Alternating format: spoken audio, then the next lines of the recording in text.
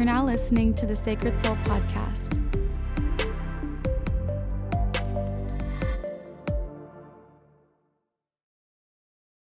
Hi friends, and welcome back. If you are new here, welcome. My name is Alexandria Chavez and I am a medium, which means that I can connect to departed loved ones who are no longer here earthside. And I really want to preface today's topic with the understanding that I do not have all the answers, but I do have an abundance of experiences with the spirit world. Today we are talking about evil spirits. In my work as a medium, I'm often met with the question of, are there evil spirits? Are there bad spirits? Have I ever encountered anything scary in my sessions? And my quickest answer for that is no. I've never experienced anything scary in my sessions. I've never felt or connected to a demon or an evil entity. And before we dive deeper into those experiences that I'm willing to share with you about connecting with those types of people, I do want to say that I've been on both sides of the spectrum of believing that there were evil spirits and having like weird experiences that I became fearful of, and then also being on the other end of the spectrum of totally not believing in evil spirits. And really what changed my perspective was just the experience of being a medium and being really connected in a very real way, bringing through evidence from the spirit communicators, their names, their passing, offering that to the client, and then being able to say, yes, this is true, and then them going and talking details about what they've experienced on the other side, especially if they were murderers or if they were absent fathers or drug addicts or people who had committed suicide or had violent ways of passing. This topic might be triggering for some people who may have lost someone to being murdered or a violent act, and I really want to let you know that you're safe here and that you are more than welcome to just sit, pause, breathe, and take it step by step as we go through all of the experiences that Spirit has shown me, and to just remember that these are my experiences and it doesn't make it factual. It's not the only right way. There is value in every experience and in every opinion and every culture and every perspective, and I want you to just continue to honor your truth regardless of what I have to say. But I also want to offer a gentle reminder that whatever comes up for you, listening to what I have to say in my own experiences, take it as an opportunity to heal and to connect deeper to yourself. So in my work as a medium, I feel like I attract specific groups of spirit people. And even if you look back at my live readings, even from, tracking 3 years back, I constantly have communication with spirit people who are absent fathers, who are brothers or younger males that are gang affiliated or cartel affiliated. I connect a lot with spirit people who have violent passings and who were drug addicts in life. I feel like they are drawn to me, and spirits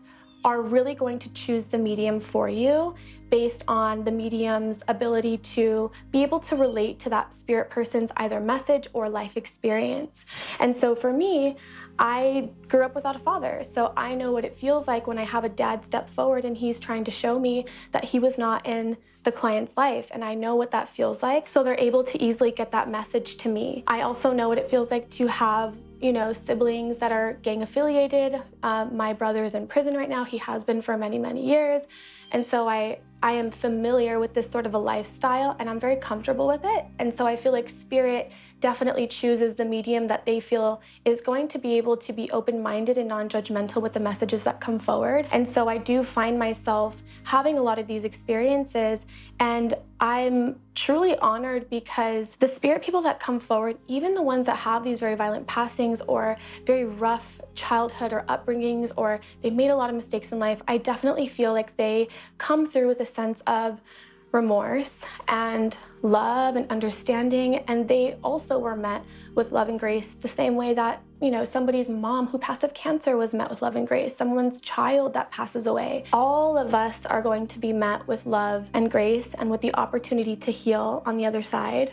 Nobody is chosen or kicked out of the spirit world because of the things that we did here on earth. It's really just about us coming to a deeper sense of understanding so that our soul can evolve and so that we can have a clear understanding of what it means to be in the essence of love. And in my work, I have experienced lots of moms, children, dads. I've experienced every sort of a person that could come through in a reading, and truly my feeling when I'm connecting in with these people, it's all the same. Every person's soul feels the exact same. I feel safe with these people. I don't feel like I'm going to be harmed in connecting to somebody that may have done or committed evil acts here on earth. They really do come forward with such a deep sense of I'm sorry and the need to bring through that healing so that they can sort of make up in a way for what they've done. And that's part of the healing process, is what they've shown me. They have to come through and apologize, but they also have to choose to want to do that. It's coming from a very genuine place.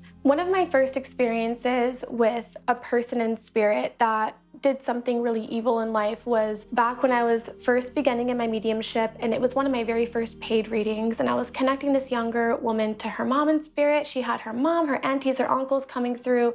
Really the whole family was coming through because unfortunately she had lost a lot of people in her life, and we were nearing the end of the reading when all of a sudden I looked over to my right hand side and I saw this man coming through, but he was coming in super slow, and I saw him with another gentleman. There was a gentleman behind him, and then he was coming forward, almost as if this person behind him was like observing him or sort of like escorting him into the reading. And so I had stopped her and I said, hold on, there's another person coming in. And I looked over to this man and I said, who are you? Can you tell me what your name is? And he said, I'm her grandfather. Can you ask her if it's okay if I come in? And I, of course, said, sure. And so I asked her, I said, your grandfather's wanting to come through and he's asking for your permission if it's okay that he steps in to give you a message. And she looked completely shocked. She got really upset about it. And she said, well, why the hell is he here? I don't want to talk to him. And I said, that's okay. I can ask him to take a step back.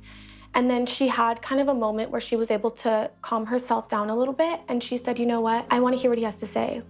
And so with that permission, that verbal permission, he came closer to me. Again, still, this other gentleman was way in the back waiting for him. And when he came in close to me, he said, tell her that I'm so sorry because I molested all of the girls in the family before I passed away. He said he molested all of the granddaughters when they were young children. It was really shocking but also healing, and it was needed for her to get that closure of this apology that was very authentic. And she just cried, and she, in this moment, forgave her grandpa for what he did. And I don't know, what that felt like for her, but from my perspective of just being the medium, being in the middle of this whole conversation, I was able to feel that release. I was able to feel the space be cleared and a lot of pain being shed just from this moment of an apology being given that was so needed for the client. And when he was leaving the space, he came in, said sorry, and then he had, nothing more to say. So he was walking away, and he let me know that that was an angel that was escorting him. For us in a human way would look like probation or like having like a PO where they have to kind of guide us in things that we're meant to do in order to heal. So I definitely feel like with that experience, the spirit communicator, he is allowed to come in and communicate with his family, but even them, they respect our boundaries. If they know that we don't want to speak to them, they're not going to come through. And if they do, on a soul level, need to come through to connect with you, they will ask for that permission first. And if you're not ready for that, they will not cross that boundary. They will be sure to give you your space and your healing because they know that that's what you need. And so I thought that was a very beautiful experience in the sense that healing was met on both ends of the spectrum, not only for my beautiful client who had gone through so much trauma, but also this man who I don't know if there is mental illness. I don't know if there's just evil tendencies. I don't know what the intention is when people commit these evil acts, but I do know that the only way that we're able to change, evolve, is through healing and not through punishment. And that's really, really hard for some people to hear, especially if you are a victim of sexual assault, especially if you lost a loved one to murder or abuse and all of these horrible things that we can encounter in life. I myself am a victim of childhood sexual assault. And so I've had to take a lot of time to heal on my own. And being a medium has really helped me to see a different perspective of how to embody that sense of forgiveness. And again, not for the spirit person or not for the abuser. That forgiveness is for you. And so that's what we have to remember and hold close to our heart, especially going deeper into this conversation, because there are more experiences that I will share with you that might be very triggering. So just keeping your heart really open and remembering that you're on your own journey and everyone is not gonna feel the same, and that's okay. Just be where you're at, and there's nothing wrong with that. The first time I had someone come through with a murder connection, it was at the very beginning of my mediumship development. And at this time, I was noticing that I was getting a lot of violent passings coming through. And it was kind of the only readings that I had felt myself doing for a couple months straight. I wasn't getting any grandparents. I wasn't getting any children. It was really just younger males, brothers, ex-husbands, boyfriends coming through that wanted to give their loved ones the message that they are okay. I remember this experience. I was connecting to a whole family, was on the Zoom call with me. It was like a mom, the siblings, the dad, the whole family was there to get this reading.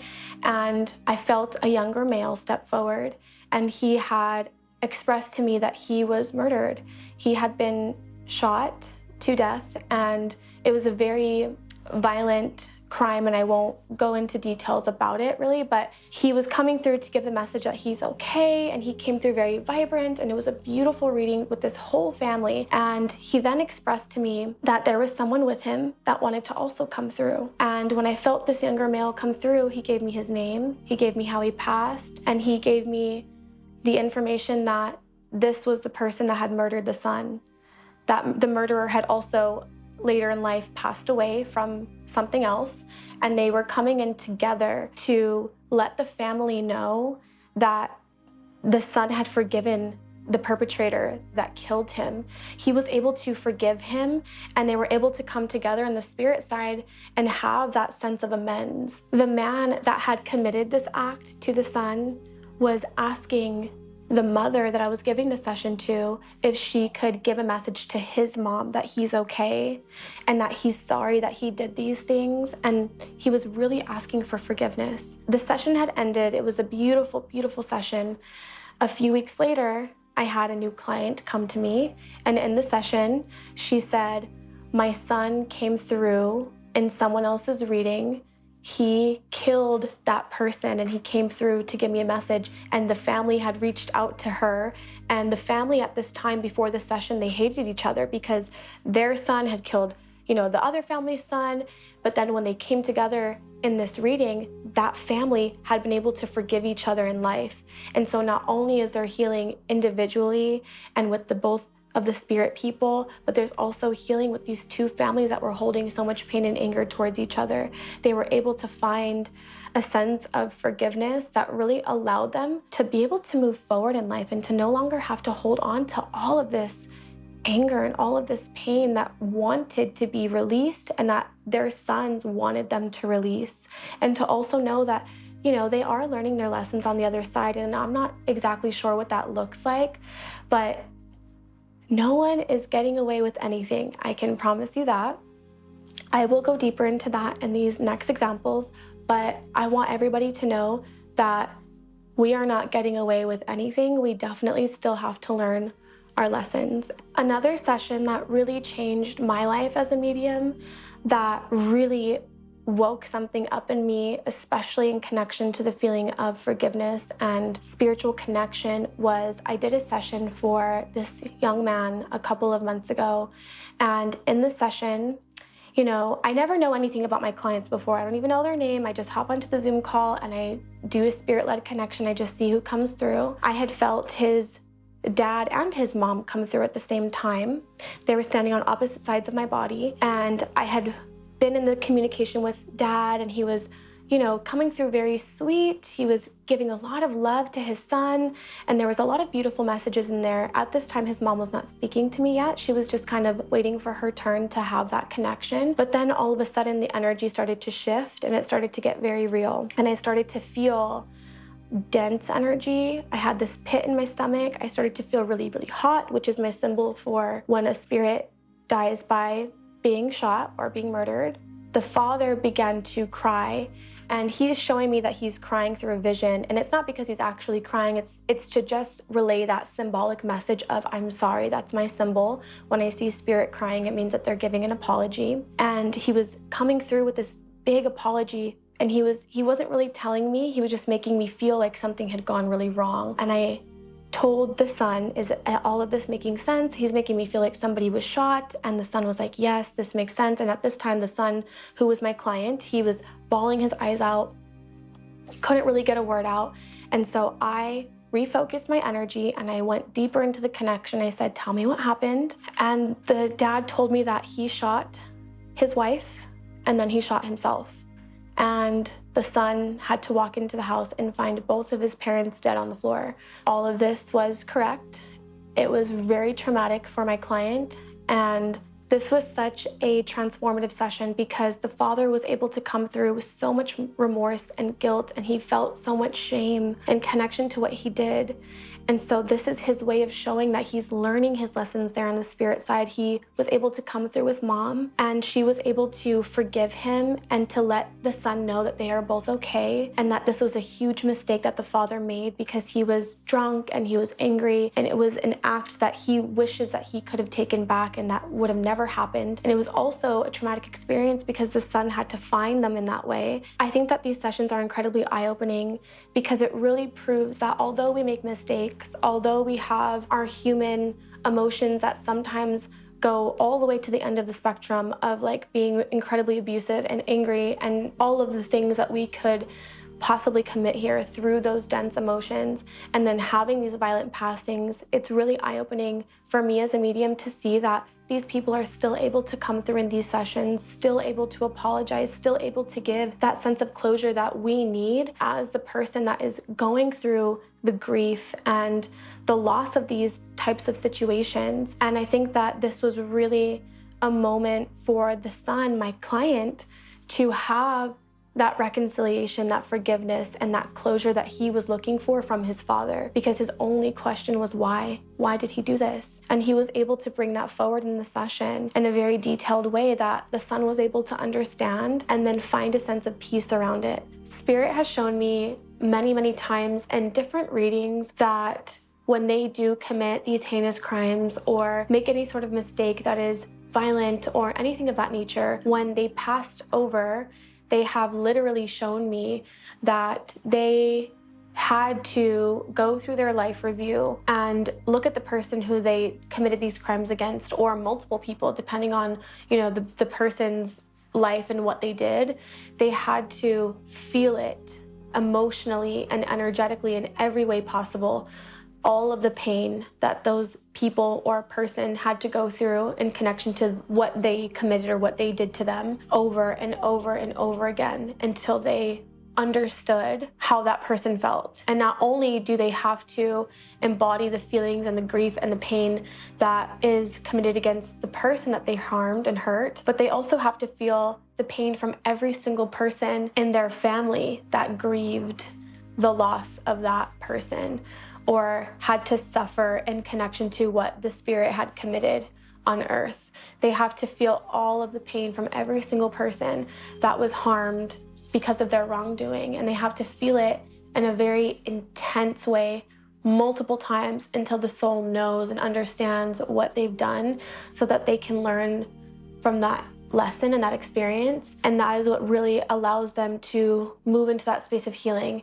And they've shown me that when they are in the space of like having to feel all of those emotions and pains, they're not alone. They are accompanied by spiritual guides, spiritual teachers, spirit healers that are there to assist them through this process. The same way that, think about like nurses and doctors who have to save people who committed evil crimes. So the same way that doctors here earthside have to help people who are not good people is the same way that in spirit there are spiritual guides and healers and teachers there that are there to assist the healing of people who need that soul resurrection. Because we can't change what people do. We can't change the past. And no matter what we say or do, it will never bring his parents back. But there is something that we can take from these experiences, and it's really just listening to the messages that Spirit has to bring forward, giving us that sense of closure, and then remembering that it's okay to take baby steps in our ability to find peace, forgiveness, reconciliation around these very traumatic things. It's in our own timing, and Spirit has expressed many, many times in all of these sessions that it's okay for you to be mad at them. It's okay for you to not be there yet, to have that sense of understanding, or to have like, oh, I'm so happy you're doing okay. Like, it doesn't have to feel like that. It's okay to still be like, I receive your apology, but I'm not ready yet. I'm still mad at you. It's okay to feel like that. We never have to force ourselves to be where we're not. Trance mediumship has also taught me a lot about the spirit world. I have been sitting for trance mediumship for about 3 years, going on 4 years now.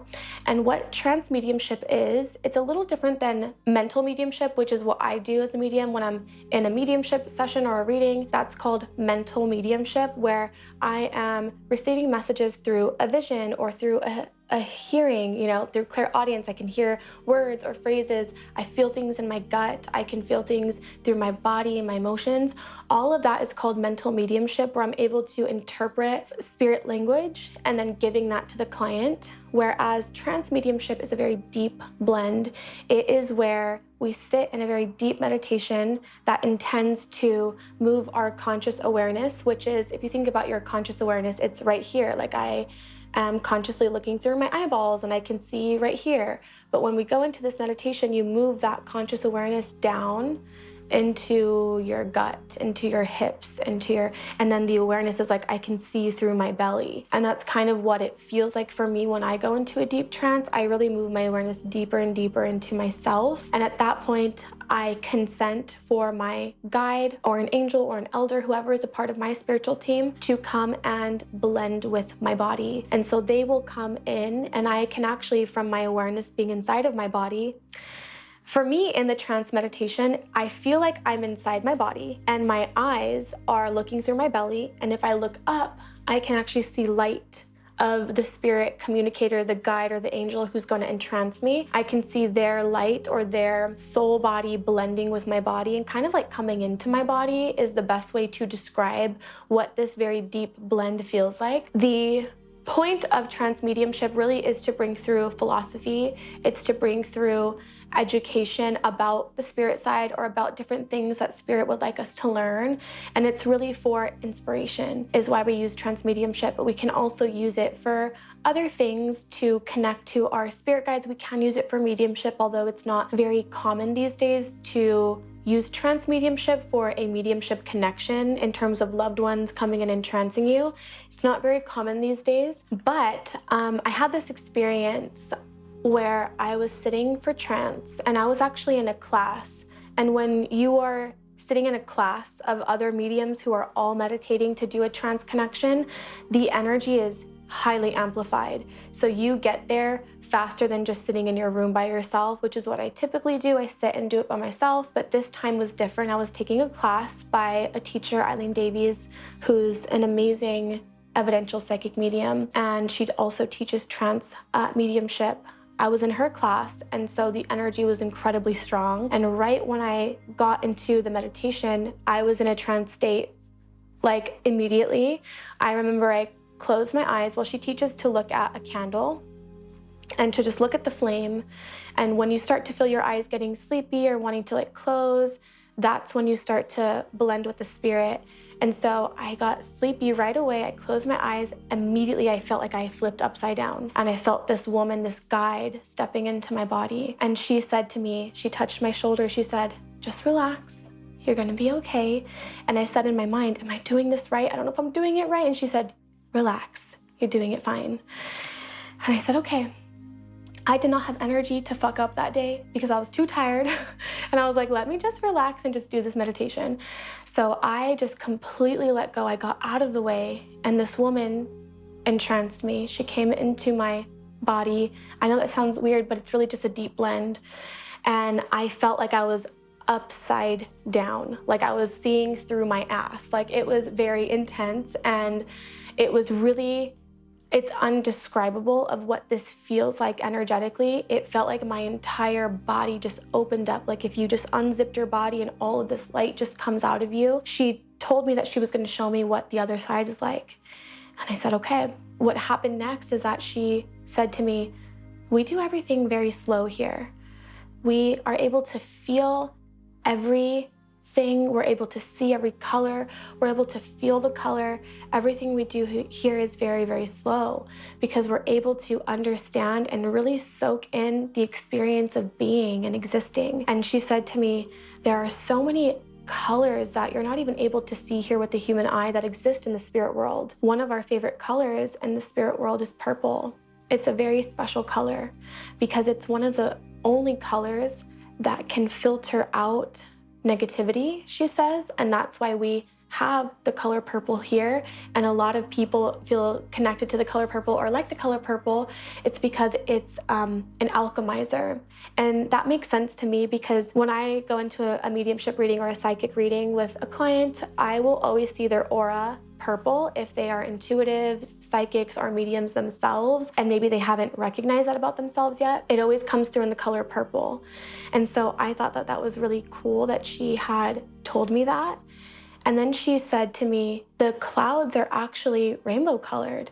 And she says, we can't see it here, those rainbow colors, she says, because we don't know how to slow down. One of the greatest gifts of the human experience is to learn how to do things slow, learning how to be present, learning how to talk slow, giving yourself moments to breathe, feeling the breath of life entering into your body and feeling what that feels like up against all of your organs, like feeling this air move through you. And she says that is one of the most precious things that we could ever tap into in this lifetime. It's just being, it's just existing. Everything that we could experience in life is neutral to their perspective. She says, we don't deem anything as good or bad. We just watch you live your life and we try to guide you on a path that is going to feel good to you, that is in alignment with your soul purpose, with your integrity, with your truth. But we don't punish those who make mistakes. She says the only way to heal something is to love it. The only way to have that sense of alchemy from good to bad, bad to good, whatever you're wanting to shift and change, it's to love it. It's to speak life into that thing or that being. And she says this is what we do with those who are ill that come to the spirit side. Those who are ill, meaning they commit evil acts, they're pedophiles, they are child predators, they are abusers, people who just are very lost here on earth. Those are considered ill people when they go over to the spirit side, and they shed their physical body when we cross over. So they are not carrying any of those mistakes or any of those ill intentions. It's just soul, it's just spirit, which is light, it's airy, it's high vibrational, which does not connect or match with the dense human energy that the physical body holds and hosts. So the physical body is energy, whereas soul is spirit, right? It's like soul and energy are two different things. And I think that people can get those really mixed up, which is where we start to confuse energy as like an evil entity, because as humans, we can feel vibes, we can feel people's energy. Even if you just walk into a room of people and you can feel like, oh, that I don't trust that person over there. They have weird vibes to me. You're feeling their energy, right? And so spirit feels different, but they can present the same. Spirit energy, like spirit and energy can mimic each other in a way, but they are two very different things. And this is where we're called to have deep discernment, very, very clear discernment in what it is that we're feeling and connecting to. And so on this journey that she was taking me on, she showed me the universe. She took me through the universe and I was able to see all the stars. And she showed me actually, when you go really high up into the universe in a spiritual perspective, she showed me that there's an ocean in outer space, which I thought was really interesting, that there was water up there. And then when you go higher and higher, you enter into the spirit world, which is very light, it's very bright. There's lots of music. They love music there on the spirit side. People are always playing music and instruments, and there's lots of celebration and laughter and love. And there are trees and nature and birds also in the spirit side that I was able to witness and see through this trance meditation with this angel that was guiding me through. And she said, here in the spirit world, to us as humans, our perspective may look at the spirit world and think that that is our life is gone, and so we go to spirit side and it's just like we're waiting there. But she says the spirit world is really just another lifetime.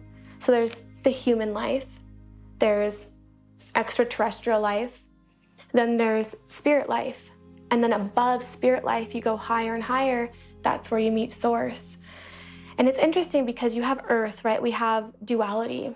We have nighttime, we have daytime, right? It's that light and that shadow literally here on earth, which our body also mirrors that light and shadow within an emotional capacity and an energetic capacity. And then we move higher and we go up to the extraterrestrial, which is, it's more shadowy. If you think of outer space, it's very dark, but there's also these beautiful light things, and there's also light beings up there as well that I have not yet really connected to, so I can't even give any more information or my opinion on that. But then you go higher than the universe, and it's the spirit world.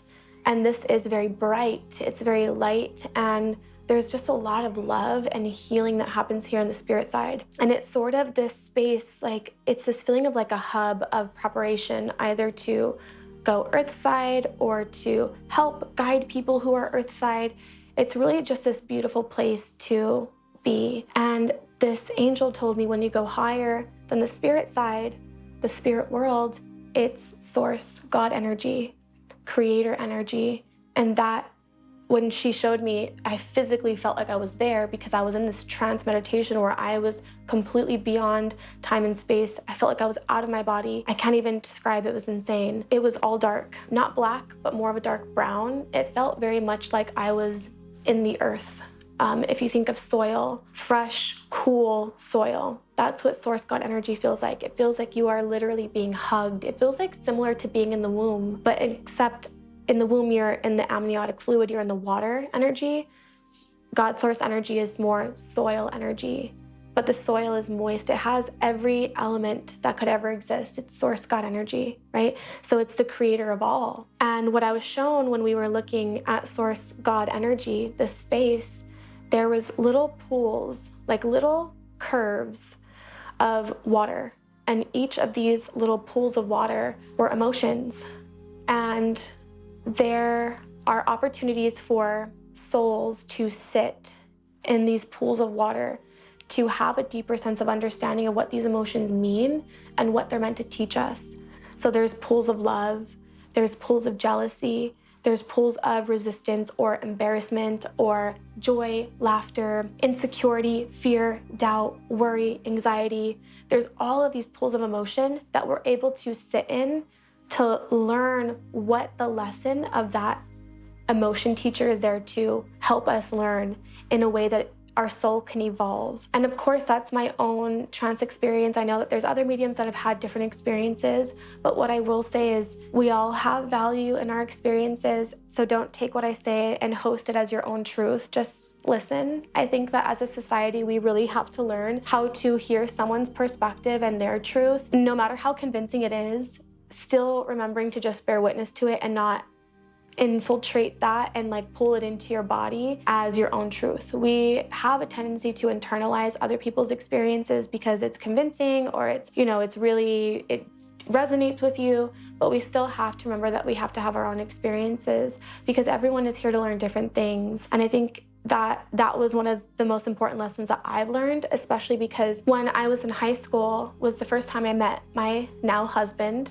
I was 16, he was 17, and I met him at school. I grabbed his butt in the hallway. Now looking back, I realized that I sexually assaulted him, but so thankfully that didn't turn out bad, but we ended up getting together. And at this time when I met my husband, well, at the time he was my boyfriend, I was not religious at all, but he was very religious. He grew up in a Christian household. And of course I wanted to impress him. So I lied and said that I was Catholic, even though I was not. So I wanted to go deeper into that feeling of like, what would it be like to be a religious girl or like a Catholic girl? And so I ended up starting to go to church with my boyfriend, who's now my husband, my boyfriend at the time. I was going to church with him a lot and just kind of spending a lot of time there. And I felt like I wanted to be baptized. I felt like I wanted that sense of clarity and clearing in my own spirit. I felt it to be necessary for where I was at in my life. I was really craving that sense of evolution. And so I was baptized when I was 18 as a Christian. I'm no longer Christian, but at that time I was baptized Christian. And a lot of the things that I was learning in that church was very extreme rules around how we're supposed to act, what we're not supposed to do, all of these rules around just existing. And a lot of that, of course, correlated with, same-sex marriages and relationships and just a lot of different things that I began to feel very fearful of, because the pastor at this church was very passionate and extreme in his beliefs and opinions. And he would say things like, if you don't repent today, right now, you're gonna leave this church and your mom's gonna get in a car accident and she's gonna die, and it's all gonna be because you didn't repent. And he would say like crazy things like this all of the time in the church, and I would be so scared leaving, because this was my first experience of like being in a church and like really diving in and listening to these sermons. And so I started to become very fearful, especially because at this time, my mom was actually married to a woman, and she had been for many years. My mom came out to me as lesbian when I was 12, and she was, married to a woman until I was, I think, 21 or 22. I remember begging my mom, like crying, begging her to not be a lesbian, because I thought that she was gonna go to hell. And I was not doing it in a mean way, but I was just like, Mom, please, I don't want you to go to hell. Like, I was genuinely terrified that my mom was gonna burn in the flames because of the person that she was married to at this time. It was really hard for me to find peace around that. I literally would be sitting in my room just terrified, thinking that the world's gonna end, thinking that I had to constantly be praying, constantly be repenting for any little thing that I felt was a mistake. Even thoughts that I was having in my mind that are just like intrusive thoughts, I would constantly be repenting for the things that were popping into my mind that were out of my control. And it was a very debilitating experience. And that's something that I want to speak to now, is that I recognize that I was internalizing truths and beliefs that did not belong to me, that were not mine, because I know now that those things are not true for me. And I don't believe in those rules. And I've been taught by many spirit people through my mediumship readings that they don't care if you're gay. They don't care about any of that stuff. I've had lots of Catholic moms and Catholic grandmas come through in these readings and say, hey, tell them that I'm sorry for, being so strict about these religious rules, especially because the client that is wanting to connect to their grandma, they are gay or they are dating somebody that their family didn't approve of. I realize now that all of that fear that I was feeling was really just fear-based dogma that I was internalizing, keeping me from being in alignment with my truth. Truth should never feel paralyzing. Truth should never keep you locked up in your bedroom, scared for your life that you are going to go to a horrible place when you die because of a mistake that you made, or because of something that you are embodying that Christianity or religion of any sort tells you that it's not good to do those certain things. I think it's really important for us as humans, as individuals, to remember that our opinion and our experiences are there to serve us and to help us realign with our own internal compass and integrity. And it's okay if that looks different to other people. It doesn't have to look the same. That's why there's so many different religions and so many different cultures. People are raised differently with different empathy, different family dynamics, and all of that shapes us to who we are today. And so when we start to align with our truth, we really have to go through a process of shedding and releasing ourselves from all of our programming taught by family, our parents, by religion, by TV, by society, and really just embodying the sense of like wanting to experience it yourself. And so something that I kind of jokingly tell people when they ask me if there's scary spirits or if they come to me in sort of like a battle of like hell is real and I say hell is not real, I just say to them, if you want to know if it's real or not, sit in a meditation for 45 minutes and ask to be shown. Ask to experience it yourself. You may have to sit for a week straight until you find that sense of connection to your spirit team. But it's really about finding it yourself. And there's nothing wrong with that. And it's okay that we don't have all the answers right here, right now. But what matters is that we put it in our own hands to take back that sense of control of like, what do I believe in? Because I think that there's nothing more powerful than being able to form opinions that are based on real life experiences and not by somebody teaching or telling you what to believe in.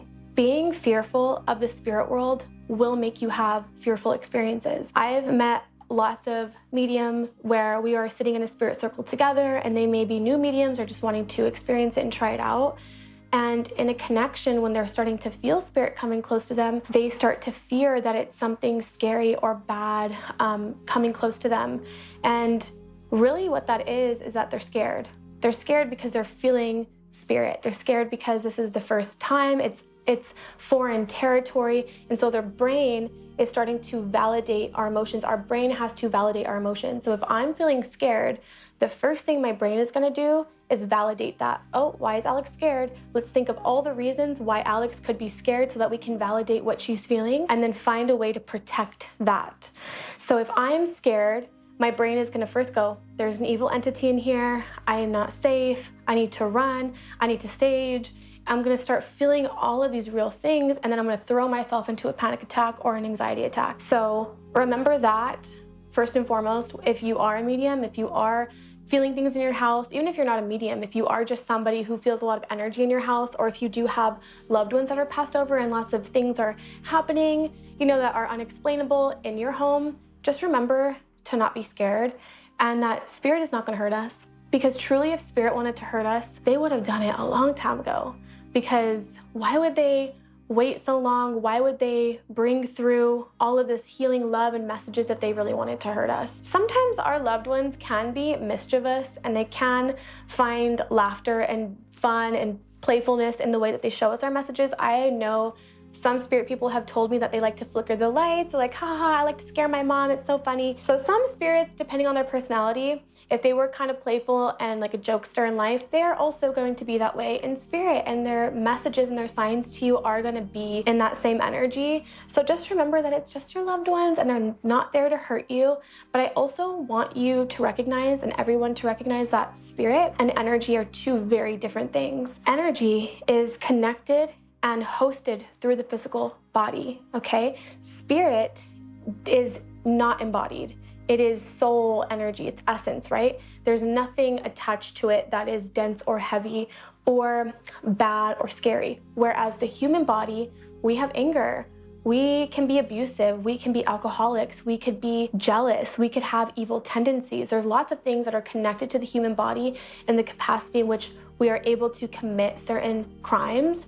And so our body is a facilitator of that duality of good and evil. So when we pass over, if I passed away and if I was like a drunk and a very angry person and I fought a lot and I carried so much hatred in my heart, and if I had bad intentions, and if I passed away, my energy would reside in this room and in everything that I have ever touched. In my clothes, my laptop, my blankets, my pillows, my candles, even the air that this room is holding onto would host my energy because I am in this room quite often. So when you go into a house or a home that has really heavy energy, it just feels kind of spooky, or if weird things are happening, pictures are falling, that's not spirit, that's energy. It could also be spirit. It depends on what is happening, because some spirit people can move things and it'll never be scary though. Spirit does not want to scare us, whereas energy, because it's so dense, it kind of has nowhere to go, but it still exists, right? And so energy can become really, really, really dense, and it can move things because of its heaviness, its weight, because we are just energy. Money's energy, thought is energy, all of the things that exist in life are just energy. And when there's an accumulation of a lot of that, it becomes denser, thicker, more felt, which means that it has more power to manipulate the things around it, which means that sometimes pictures can fall, sometimes a door can creak open, or a painting can fall over. All of these spooky things can happen. So when people come to me and tell me that their house is haunted and all these things, my first thought is, no, your house is not haunted, because spirits don't stay stuck in their home. Spirits don't stay stuck at all. When we pass, we are immediately crossed over to the spirit side. We are all met with love and grace, no matter who we were, our family dynamic, our mistakes, no matter what our life looked like. We are all met by love, by God, by source, by creator. And we are all given the opportunity to heal and to evolve. And that is our choice, right? We do have free will on the spirit side. I don't know what that looks like over there. I do know in the spirit side, there's not as much fight within the self. Here on life, we are fighting with ourselves constantly because of this duality. And that is the purpose of being here. It's learning how to be one with the self and how to stop creating resistance against our bodies.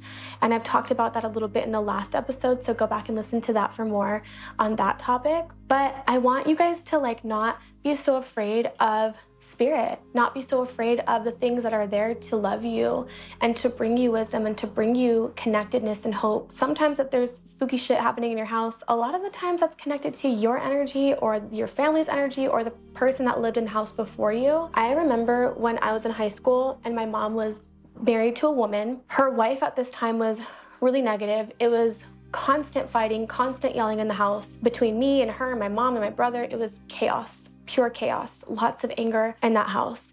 And every single morning when I woke up, the pictures of my mom and her wife together were always flipped over, and only their pictures. Every other picture stayed standing except for my mom and her wife's picture. Every single morning they were flipped over.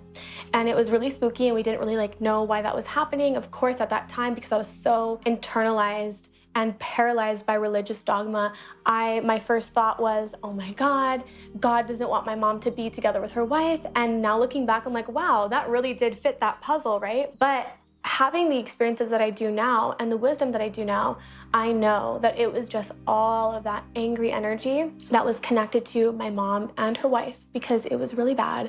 And so they were the creators of that very dense energy. And so that makes sense why their pictures were the ones that were flopping over and not my pictures or my brother's pictures. So just having that sense of awareness can already bring you a lot of peace, that sometimes when we're having spooky encounters, to just become curious as to why that's happening and to remember that nobody's gonna hurt you. Not even the energy around you could hurt you. We have a lot more protection than what we give our spirit guides credit. I think we give way too much credit to the devil. I think we give way too much credit to demons and evil entities. And we have to remember that a lot of the things that we experience here are just little interactions from our spirit guides and our loved ones wanting to say hello, wanting to give us the opportunity to recognize that they are still existing on a different plane of existence. And your spirit guides are not sleeping on the job. They are protecting you. You have a gatekeeper, which is the spirit guide that is the strong sort of come in with that very intimidating energy to protect you from whatever may come in your way to harm. We also have a master guide, which is with us from birth to death. We have healing guides, healing spirit team. We have spirit inspirers. We even have spirit guides that help us with our aesthetic, that help us with creativity, that help us with music, with learning, with healing, with heartbreak, with romantic relationships. We have a guide for everything. And they are there doing their job. So whenever you have a moment and you're in your house or it's at nighttime and you're feeling spooked out, you're feeling some things, just remember that your guides are there to help you. And they're not gonna leave you alone in that space, even though we might feel like we're alone because we can't physically see or just call them up and say, hey, can you help me? I'm scared. Know that they are there and that you are protected. If you're the type of person that gets scared of everything, like me, because I get scared of the dark too, I like to just close my eyes and just imagine the entire room filling up with light. It just gets brighter and brighter and brighter and brighter, and that can really help you kind of calm the nervous system. But just know that you're okay. Something that a lot of my clients come to me about is they will message me and say, oh my God, Alex, I just had a dream about my mom who passed over. And in the dream, she was crying and she was saying that she needed my help. And it was a very scary dream. And she says, what does this mean? I need to have a reading right now. And I'll always tell my clients, if you are having a dream, even if it's about your loved ones, sometimes that's just a dream. Our dream space is a great opportunity for our body to heal because our nervous system isn't activated in the time of sleep. And so the body will choose to heal a lot of heavy trauma and a lot of heavy lifting during the sleep state. And so you may be healing trauma and connected to your loved one, especially if you're having dreams about your loved ones and it looks scary or they're crying or they're asking for help. A lot of the time, you're just healing from that loss, and that's okay. If you have a dream about your loved one and it feels very real and loving, and you feel that sense of emotion and connection, that is a dream visitation. Dream visitations will never ever feel scary, and spirit visitations will never leave you feeling more fearful or more disconnected or more scared. That's not what spirit does, and that's not their goal, and they know how to talk to us. So never fear that when you have those dreams that something bad is gonna happen. A lot of the times it's just a dream, and that's okay. Along with many people talking to me about their dreams, I also am often met with people feeling really scared because at night when they're falling asleep or wanting to go to sleep, they will see shadow people walking in the hallways or passing by their doorway, and they get really scared because, shadow people have a bad rep. I think that we associate darkness or dark things with evilness or being bad or scary, and that's really not what that is. And honestly, that's just that deep programming that teaches us that we should vilify ourselves and our own mistakes. I think we have a tendency of punishing ourselves, and that is that mirror reflection when we're connecting with spirit too. We like to punish things that we don't understand, and that connects us to shadow people.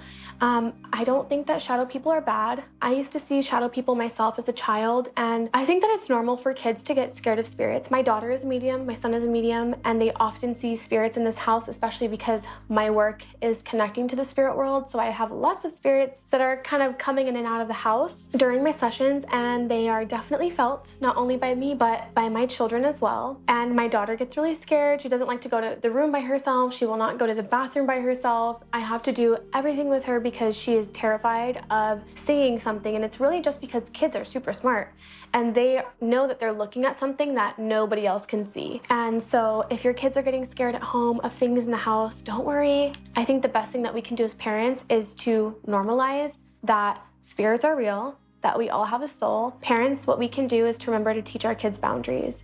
So the one thing that I teach my daughter is that if she is feeling uneasy or scared when there's a spirit around her, all she has to do is put up her hand and say, "Please go away," and that's it. And she's only 4, so you don't want to put too much words together and just not make it overwhelming. Just say, "Please go away," or whatever you want to say that resonates with your child or your own, home structure.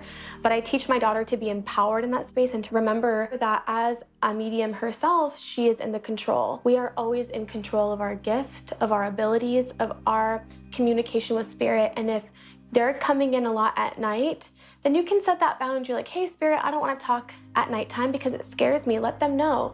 But I also want to highlight that a lot of the times we think that spirits are coming out at night, and really there's spirits here right now. Like literally here right now, there are spirits walking in and out of this room. I've seen a couple here. There's a dog right here. Spirits are all around us all the time. They don't just come out at night, but what happens is our frontal lobe, which is center of the head, it begins to get very tired. It's our thinking mind. That frontal lobe starts to get sleepy, which means that our awareness now can recognize subtle energies that we wouldn't typically recognize in the daytime because it's awake, it's busy, we're thinking about other things and our duties and responsibilities. Whereas at nighttime, we're getting relaxed and we are able to sense the subtle presence of spirit. And that's why we feel them more at night. It's not because nighttime is connected to spirits and it's scary, but it's also because we're scared too. And when we're scared at night, our mind starts to think about what could be around me. Is there a spirit? Is there an evil thing around me? And then we kind of unintentionally search for spirit. And when you search for spirit,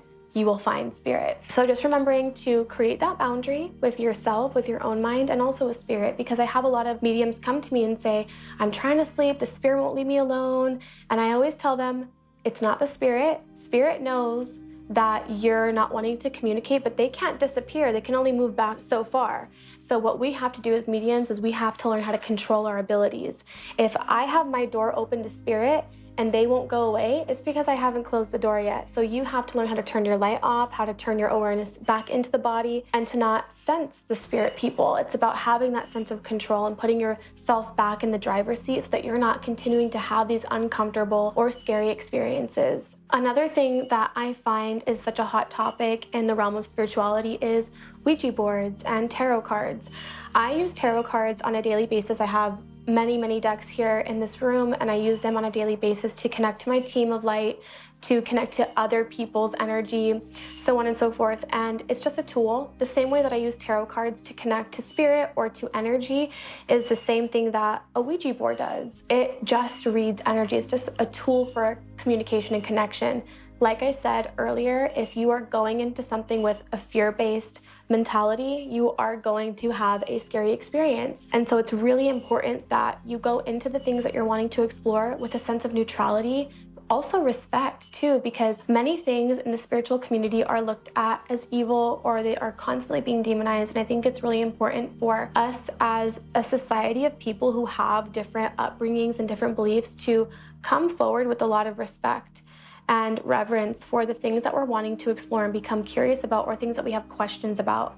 If you are somebody that is not familiar with Ouija boards or tarot cards or pendulums or any of these spiritual things that you're not used to using, or that your culture or your religion doesn't use, I invite you to meet these topics with a sense of understanding and willingness to learn and willingness to grow. I think that we oftentimes see something that we don't resonate with, or that we don't use in our own religion, in our own practice, and we demonize it. I think that if we release that sense of judgment, we will actually learn something about other people's practices. A lot of what we do in the spiritual community, tarot, mediumship, connecting to spirit, using pendulums, sage, all of these things come from and derive from Native Indigenous practices that we have to meet with reverence and love and understanding. And with that, I want to end today's episode with the conclusion that no, I don't believe in evil spirits. I don't believe in the devil or hell, or that we are punished and thrown into the flames because we make mistakes in this lifetime. I know that there are many people who will be triggered by this, or will have some sort of feelings that come up that are uncomfortable to sit with. But I also want you to remember that you don't have to believe in what I believe in. This is a free world, and you are free to believe and follow whatever feels good to you, to your body, to your heart, and take everything that I say with a grain of salt, and sit with your own spirit team, sit with your own body, and see what comes through for you. See if anything different comes in for you. But also remember, not everybody is a medium for a reason. And I have to just say this because I think it's really important to remember that even us as mediums, we're still learning. There are a lot of mediums that come into this work straight from religion, straight from fear-based dogma that is really imprinted in their heart and in their integrity. And a lot of healing is needed when we become mediums, because I can't go into a reading biased. I can't go into a reading projecting my own fear, because what we do as mediums is we are meant to cause no harm. We are meant to heal. And if we are coming into this work with a lack of discernment, that can really deter someone on their healing path, on their grief journey. So be careful who you go to and who you're listening to in terms of mediumship development and teachings. All mediums are human first. So I hope that this gave you a new perspective, and I hope that I see you next week. And with that, I will say goodbye and have a good day. Thank you guys.